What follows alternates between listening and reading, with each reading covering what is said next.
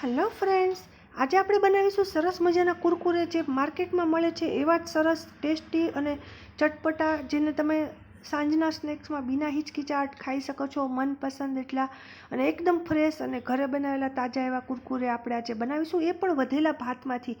એના માટે મેં અહીંયા વધેલા ભાત લીધા છે, એક કટોરી એક વાટકી જેટલા ભાત છે, અને બહુ જ ઇઝી મેથડ છે ફ્રેન્ડ્સ. આ રીતે ભાતને આપણે આ રીતે મિક્સરના બાઉલમાં મેં અહીંયા નાખ્યા છે, અને ત્યાર પછી આપણે આગળની પ્રોસેસ કરીશું.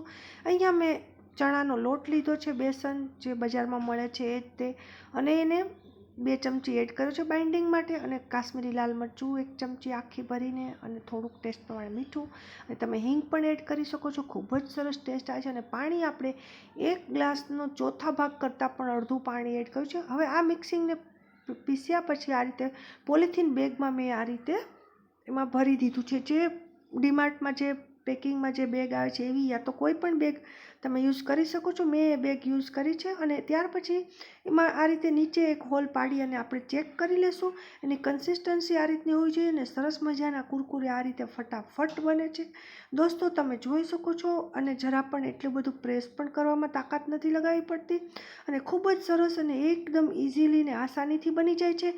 નથી આમાં તમારે પેલા સંચો મમરી પાડવાનો તમે યુઝ કરતા. પોલિથીન બેગ છે, યુઝ એન્ડ થ્રો, તમે કુરકુરે બનાવીને ફેંકી દો.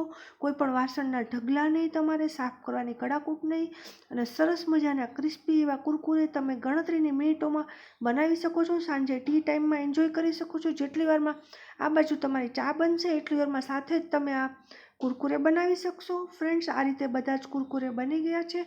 આપણે એને તેલમાં નાખ્યા પછી તરત નથી ઉથલાવાના, અને 2 મિનિટ પછી, અને થોડાક, અને આપણે ગેસને ફાસ્ટ ફ્લેમ પર રાખવાનો છે. આ રીતે સરસ મજાના ક્રિસ્પી એવા કુરકુરે રેડી છે.